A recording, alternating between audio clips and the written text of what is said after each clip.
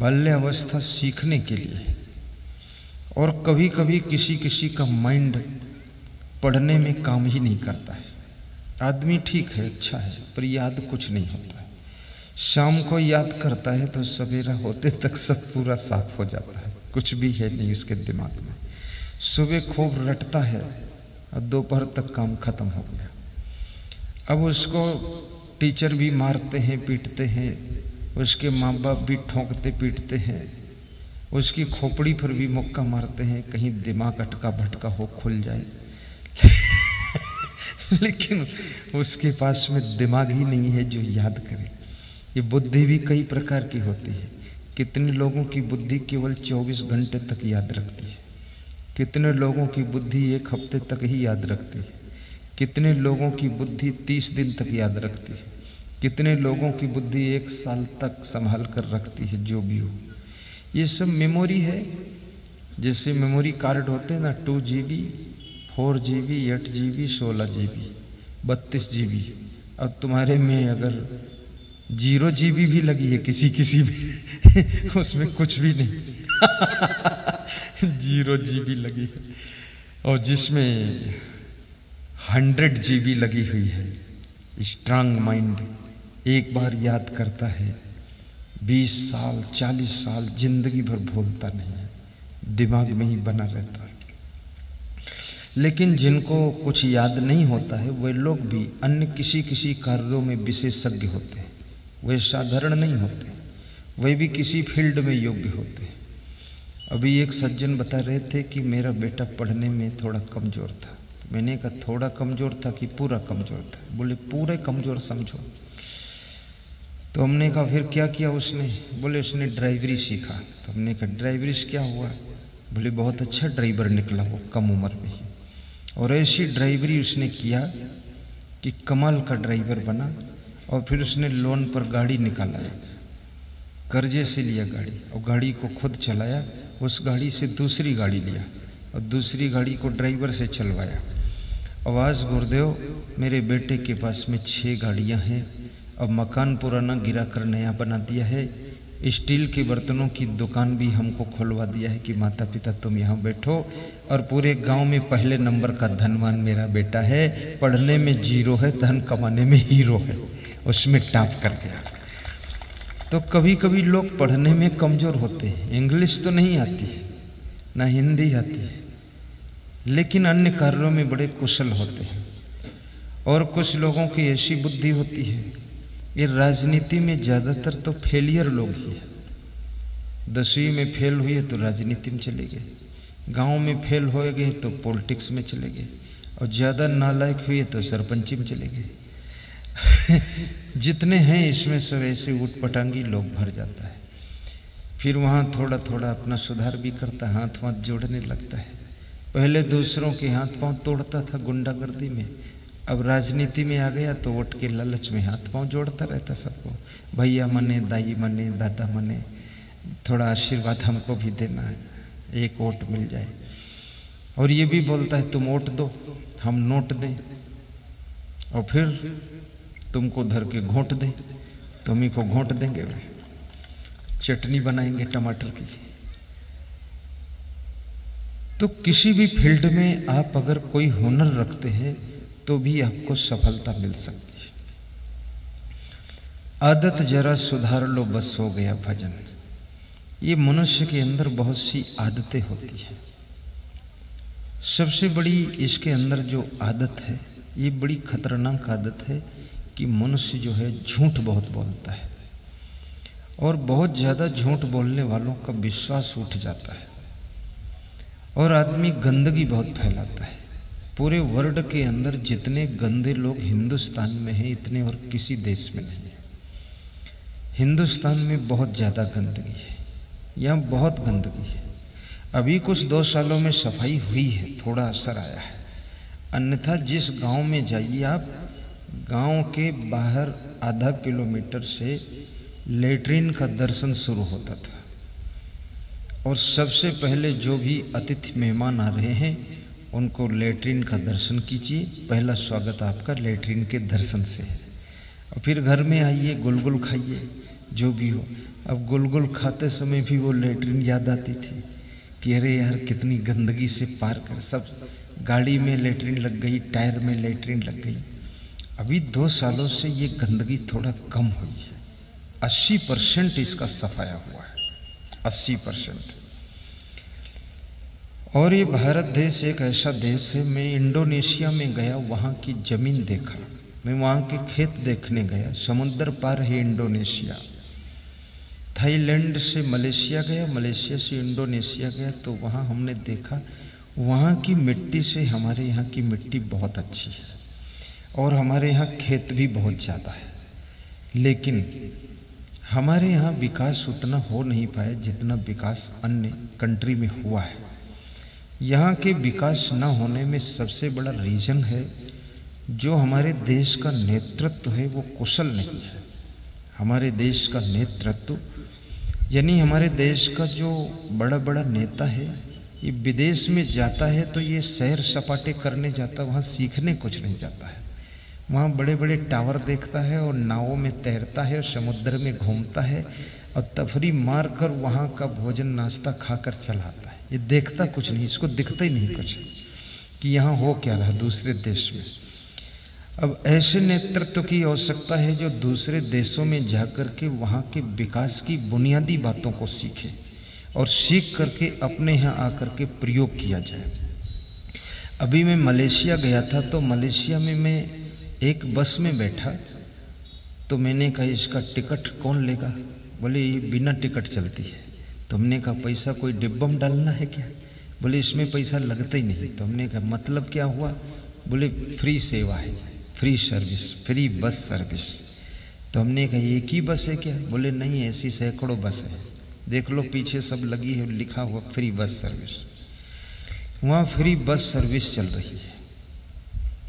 हमारे यहाँ राजधानी में भी या तीर्थ स्थानों में भी स्टेशन से तीर्थ तक, स्टेशन से तीर्थ तक और राजधानी में कहीं से बैठो फ्री बस सेवा सर्विस चल जाए तो हमारे देश का भी नाम बहुत बड़ा होगा कि वहाँ की सरकार इतनी धनवान है कि फ्री बस सेवा सर्विस चला रही है। अब ये जाते हैं वहाँ फ्री बस सेवा में भी बैठ कर आते हैं, पर इनके मन में नहीं होता फ्री बस से।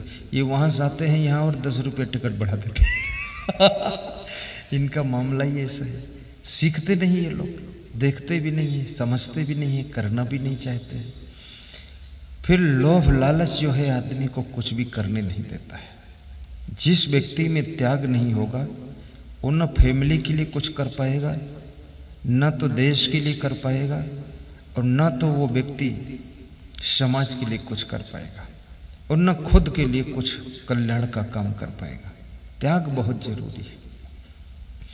अभी हमारा एक संत बता रहा था जो उधर बैठा है, सबसे बड़ा संत, हाथ जोड़ देना। ये बता रहा था कि भारत देश में कुछ लोगों के पास में इतना धन है कि 4 बार इस भारत को उजाड़ करके फिर से बसाया जा सकता है। इतना धन है कुछ लोगों के पास, मुट्ठी भर लोगों के पास। और मैं सोचता हूँ वे मुट्ठी भर लोग आकर अगर सत्संग सुन लें उमरेली में, उसमें से 2-4 लोग ही अपनी मुट्ठी खोल दें तो हमारा भारत में चमत्कार हो जाए और सब इसको नमस्कार करने लग जाए। और वो देखता भी है मेरा बाप मर गया वो भी धन नहीं ले गया, उसको दिख रहा मेरी माँ मर गई वो भी नहीं ले गई, यहीं छोड़ गई। और ये भी उसको पता है मैं भी मरूंगा यहीं छोड़ जाऊंगा, लेकिन फिर भी वो मुट्ठी खोलता नहीं है। वो मुट्ठी भर लोग मुट्ठी बंद की हुई है। अब उनकी मुट्ठी ज़बरदस्ती कौन खोले, और जो मुट्ठी खोले तो उसको घूसा मार देंगे और उसको बिल्कुल ठीक कर देंगे, उसको जिंदा ही नहीं रखेंगे। दोबारा तुम मुट्ठी खोल ही नहीं पाओगे उनकी। इसलिए उनकी मुट्ठी को कोई टच भी नहीं करता है, मुट्ठी की बात ही नहीं करता। जो मुट्ठी की बात करे तो उसको ज़िंदगी से छुट्टी दिला देते कि जय राम जी की, निपटो जल्दी, राम राम सत्य करो। उनकी बात करने में भी खतरा है। लेकिन इस लोभ से फायदा क्या हुआ?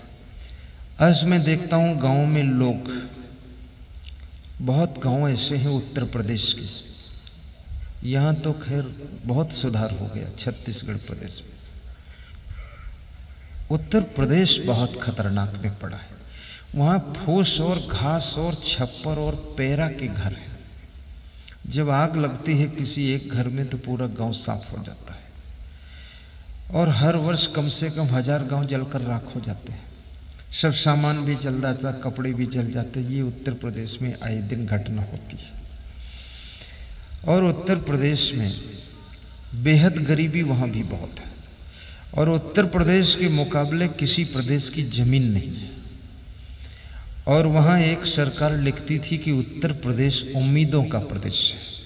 मैं बस में पढ़ता था, पीछे पीछे मेरी गाड़ी जा रही, आगे आगे कोई बस जा रही, बस के ऊपर लिखा है उत्तर प्रदेश उम्मीदों का प्रदेश।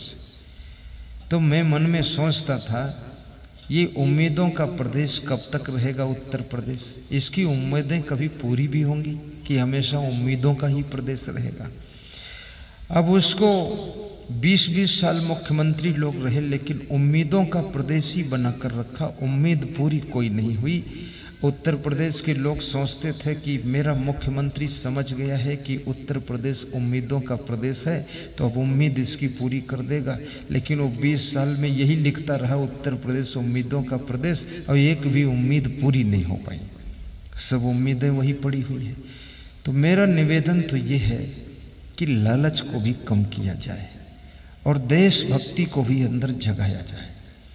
गुरु भक्ति जब जगती है तो आचरण शुद्ध हो जाता है, और जब देशभक्ति जगती है तो देश का उत्थान हो जाता है, और गौ भक्ति जगती है तो गौ माता इधर उधर भटकती नहीं दिखती है, और जब मातृभक्ति जगती है तो ये बूढ़ी स्त्रियां कहीं रोती हुई नजर नहीं आती है। और याद रखना मेरे भाइयों बहनों, जब मनुष्य के अंदर विश्व के प्रति भक्ति जगती है तो लोभ की विदाई हो जाती है और विश्व कल्याण के लिए वो काम करना शुरू करता है।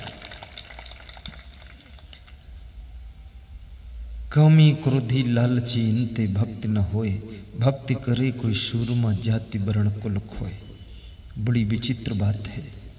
कामी क्रोधी लालची इनते भक्ति न होए, इनसे भक्ति भी नहीं हो सकती है।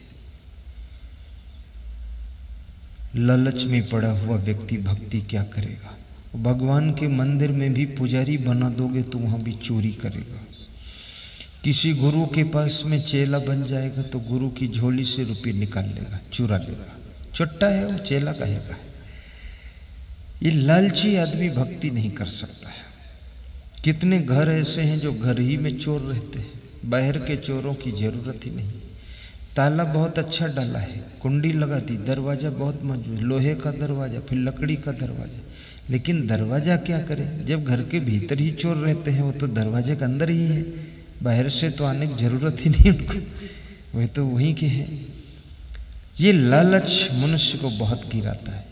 कृष्ण भगवान कहते हैं कि त्रिविधम नरकसीदम द्वारम नाशनम आत्मना, कामः क्रोधा तथा लोभा तस्मात् एतत्त्रयम् त्यजेत्। काम क्रोध लोभ ये तीनों नरक के द्वार है, श्री कृष्ण कहते हैं।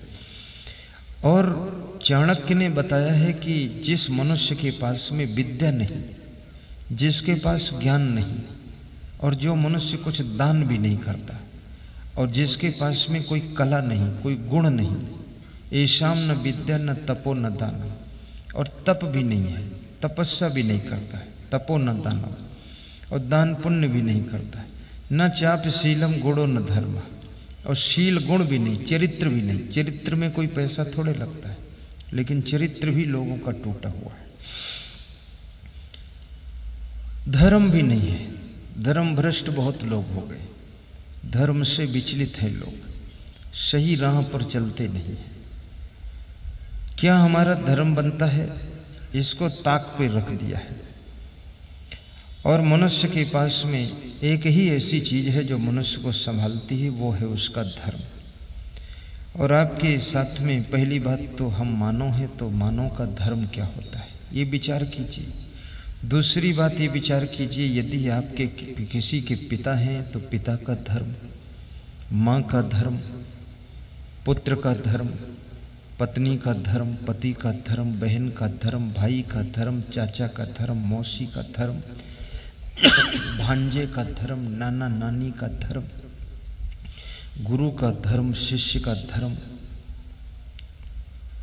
गुरु भाई का धर्म, पड़ोसी का धर्म, राजनेता का धर्म, विधायक का धर्म, मिनिस्टर का धर्म, चीफ मिनिस्टर का धर्म, सरपंच का धर्म क्या है तुम्हारा? नारी का धर्म, पुरुष का धर्म, शिक्षक का धर्म, डॉक्टर का धर्म, वकील का धर्म, पत्रकार का धर्म। आप अपने धर्म की परिभाषा लिखो कि पत्रकार का धर्म क्या होता है, चित्रकार का धर्म क्या है, कलाकार का धर्म क्या है, प्रवचनकार का धर्म क्या है, कथाकार का धर्म क्या है। सबके धर्म है, सबके रूल्स हैं और सबके प्रतिबंध भी हैं। और इन धर्मों का अगर ख्याल कर लिया जाए और विचार कर लिया जाए कि मैं शराब पीता हूँ और यदि मेरे पिताजी शराब पीते होते तो मुझको कैसा लगता, और यदि मेरे पिता के पिताजी जमीन बेचकर शराब पी गए होते और तीसरी पीढ़ी में मेरा जन्म हुआ है, आज की तारीख में जमीन वगैरह कुछ नहीं होती तो मेरा क्या होता। मैं शराब पी रहा हूँ जमीन बेच बेच करके, आने वाली तीसरी पीढ़ी के लोग उनका क्या होगा। पूर्वजों की संपदा को बेचने से और उसको दुरुपयोग करने से बहुत बड़ा पाप लगता है। पूर्वजों की संपत्ति तुम्हारी संपत्ति नहीं है। पूर्वजों की संपत्ति केवल प्रयोग करने के लिए है, दुरुपयोग करने के लिए नहीं। और वो संपत्ति जैसे तुम्हारे बाप के बाप तुम्हारे बाप को दे गए थे, तुम्हारे बाप तुमको दे गए हैं, तो तुम जिसके बाप बनना उसको दे करके जाना। वो संपत्ति तुम बाप बनकर पाप में मत खर्च कर देना, अन्यथा तुमको महापाप का बदला देना पड़ेगा। वो संपत्ति आपकी नहीं है, वो वापस लौटाने के लिए दी गई है। आने वाली पीढ़ियों का उसमें हक है, इसलिए उस संपत्ति को गलत प्रयोग मत कीजिए। आने वाली पीढ़ियों को सुरक्षित वापस लौटाइए, तो इस कर्जा से तुम उतर जाओगे, इस ऋण से उतर जाओगे। आदत जरा सुधार लो, बस हो गया भजन। कबीर साहब कहते हैं बहुत सी छोटी छोटी और नशा की आदतें होती। आदमी पुड़िया खाता है, पुड़िया से कोई पेट थोड़े भरता, गुटखा पुड़िया, लेकिन आदत बन गई तो खाता रहता है। और फिर जब उसका रस इकट्ठा तब मुंह में तो कहीं थूक देता है। उसको ऐसा नहीं कि पी जाए, फिर उस रस को जब थूकता है तो थूके हुए रस से बड़ी घृणा करता है। उसको लगता है अरे ये तो बहुत छूने योग्य नहीं, तो छूने योग्य नहीं तो निकला तो तुम्हारे मुंह से है। तुम अब हाथ से नहीं छूना चाहे तो मुंह में छू गए थे, तो मुंह में पैदा किया इसको ये रस तो मुंह से बनाया और फिर फेंका है बाहर। अब तुमको इतनी घृणा है और ये तैयार माल तुम ही ने किया कितने विचित्र लोग हैं। इसलिए ये सब नशा व्यसन की आदतों को छोड़िए, आलस्य करने की आदत को भी छोड़िए। ये शरीर की जैसी प्रैक्टिस बना लो वैसा ये शरीर बन जाता है। ये बड़ा विचित्र शरीर है, इसका सिस्टम भी बहुत विचित्र है, ये साधारण नहीं है। इसको जैसा ढाल लो वैसा ढल जाएगा। अगर ज़्यादा आराम करने लग जाओ तो ये कभी उठना भी नहीं चाहेगा, और खूब काम करने लग जाओ तो ये लेटने की भी इच्छा नहीं करेगा। आप 18 घंटे भी काम कर सकते हो। अमेरिका में लोग 18 घंटे काम करते हैं, अमेरिका में 18 घंटे काम करते हैं। जर्मन में लोग 18 घंटे काम करते हैं। हमारा भारत देश ऐसा एक देश है जहाँ पर लोग 8 घंटे काम करते हैं, 8 घंटे गप सप लप करते हैं, इधर उधर गप्पा मारते हैं, और 8-10 घंटे सोते भी हैं जम करके, और फिर निकलते हैं अपने घर से मोछ पर ताव धरते हुए। मोछ तो है नहीं लेकिन खाली ओंठों पर ताव रखते हैं कि मैं बहुत कुछ हूँ, क्या समझ रखा तुमने, बागंबर दास हूँ और मैं तुमको खा सकता हूँ। ये सारा संसार के अंदर जैसी प्रैक्टिस आपके शरीर की हो जाए, प्रैक्टिस मन की हो जाए, और जैसी आदत आप ढाल लो। कितने विद्यार्थियों को देखा जाता है 4-4 घंटे लगातार पढ़ते रहते हैं। कितने विद्यार्थी 18-18 घंटे तक पढ़ाई करते हैं, IAS परीक्षा क्रैश करते हैं। कितने विद्यार्थी 1 घंटा बैठकर पढ़ना उनको मुश्किल है। तुम ज्यों ही हटोगे वो तुरंत निकल जाएंगे खेलने के लिए, पढ़ेंगे ही नहीं। उनको अपनी जिंदगी की भी परवाह नहीं है। और परिश्रम करने से एक फायदा और है कि शरीर आपका मजबूत होगा और शरीर स्वस्थ रहेगा और शरीर आपका बड़ा सुखद रहेगा और शरीर में बीमारियां भी कम आएंगी और घर में गरीबी भी कम आएगी। उद्योग नास्ति दारिद्र्यम, उद्योग करने से दरिद्र का नाश होता है। नर हो न निराश करो मन को, कुछ काम करो कुछ काम करो, जग में रहकर कुछ नाम करो। नर हो न निराश करो मन को, कुछ काम करो कुछ काम करो। राष्ट्र कवि मैथिली शरण गुप्त कहते हैं, यदि तुम मनुष्य हो तो निराश मत हो, कुछ काम करो, काम करने से तुमको बहुत बड़ा फायदा होगा।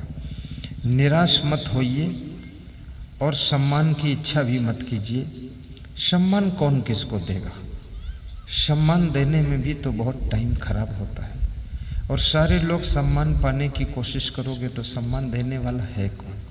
सम्मान की परवाह न कीजिए, अपमान में आह न कीजिए और अभिमान की राह मत रखिए। निर्माण होकर के रहिए। सबसे बड़ा यही सम्मान है कि तुम्हारा अपमान नहीं होता, ये कम सम्मान नहीं है। और सम्मान कहीं मिले तो ज़्यादा सावधान रहिए, क्योंकि सम्मान मिलता तो मुश्किल से है पर सम्मान खिसकता बड़ी आसानी से है। सम्मान को संभालना बहुत कठिन होता है और सम्मान को संभालने के लिए बहुत त्याग बलिदान करना पड़ता है, तब ये सम्मान संभलता है। अन्यथा कितने लोगों को बहुत सम्मान मिला और उसके बाद उनका सम्मान खत्म होकर जीरो हो गया, क्योंकि वे अपने को संभाल नहीं सके, अच्छा पद पाकर के अपने को कंट्रोल नहीं कर सके, अच्छी प्रतिष्ठा पाकर के अपने पर नियंत्रण नहीं साध सके, धनवान बन करके अपने को संभाल न सके, बड़े बड़े पावर में पहुंच करके बहुत बड़ी गलतियां कर बैठे, तो सम्मान भी चला गया, पावर भी चला गया, पद भी चला गया, प्रतिष्ठा भी चली गई और पूरी जिंदगी जो है खोखला हो गई। इसलिए याद रखना, यदि तुम्हारा सम्मान होता है, तुम्हारे शरीर का कोई सम्मान नहीं करता है, तुम्हारे गुणों का सम्मान करता है। और गुणों को बनाए रखने के लिए आपको बहुत बहुत कटिबद्ध होना पड़ेगा, तब आप गुणवान रह सकते हो। नहीं तो किसी भी तरीके से आपके अंदर अवगुण प्रवेश कर जाएगा और एक छोटा सा छेद भी नाव को डुबा देता है, एक छोटा सा अवगुण भी आपके सम्मान को डुबा सकता है। इसलिए अवगुण को आने मत दीजिए, नाव में छेद होने मत दीजिए, तो छोटी सी नाव भी आपको भरी नदी से पार उतार सकती है, छोटा सा गुण भी आपका कल्याण कर सकता है। कबीर साहब ने गुणों पर भी बहुत अच्छा सुनाया है कि मानुष तेरा गुण बड़ा मान सुनावै काज, और गुणों का कितना खेल है। आप विचार कीजिए, गुण ऐसे है जैसे बर्फी और तुम्हारा शरीर ऐसे है जैसे दफ्ती का डब्बा। जिस डब्बे में, जिस पैकेट में बर्फी रखी जाती है, हलवाई की दुकान से तुम बर्फी खरीदते हो तो उससे कहते हो अच्छी पैकिंग कर देना, हलवाई मुस्करा देता है। तो उससे पूछा गया क्यों मुस्कराते हो, तो उसने कहा बर्फी का रेट है 300 रुपये किलो और डब्बे का रेट है 50 रुपये किलो, और उसने कहा पैकिंग अच्छी लगा देना, तो मैं डबल लगा देता हूँ, क्योंकि 50 रुपये किलो का डब्बा 300 रुपये किलो में तौल दूंगा और हमारे 20 किलो तो डब्बे बिक जाते हैं, उसी का प्रॉफिट हमारा शाम तक 4000 होता। कितनी मजे की बात है, डब्बा इतना उसका बिक रहा है, डब्बे में प्रॉफिट है और डब्बा बर्फी के रेट में तौला जा रहा है, तुमको पता भी नहीं। बर्फी तराजू में खुला थोड़े रखी जा सकती, डब्बा भी उसी वजन में जा रहा है और डब्बा बहुत मोटा है, बहुत अच्छा डब्बा है। तुम इस होशियारी को समझो जरा। इसलिए आजकल किसी भी दुकान में पैकिंग बहुत टाप की लगाई जाती है, तुमको मालूम नहीं है 50 रुपये किलो वाली पैकिंग ये 300 रुपये किलो में बर्फी के साथ तौली गई है, और तुम घाटे का सौदा तुम्हारा हो रहा है, वो हलवाई का नहीं हो रहा है। और वो जब तुम लेकर आते हो अपने घर में, तो उस दफ्ती के डब्बे का सम्मान कब तक रहता है? उसको 50 रुपये किलो वाला दफ्ती का डब्बा, उसको 300 रुपये किलो की कीमत क्यों मिली, कैसे मिली, कब मिली, जब मिली, तब मिली, अब मिली? वो जब बर्फी के साथ में उसके अंदर बर्फी है तो उसको 300 रुपये किलो की कीमत मिली और उसको सम्मान के साथ घर में लाया गया, टेबल पर रख दिया गया, सबने खोल दिया, एक एक पीस उठा करके उसमें से सबने खा लिया, डब्बा खाली हो गया, बर्फी निकल गई।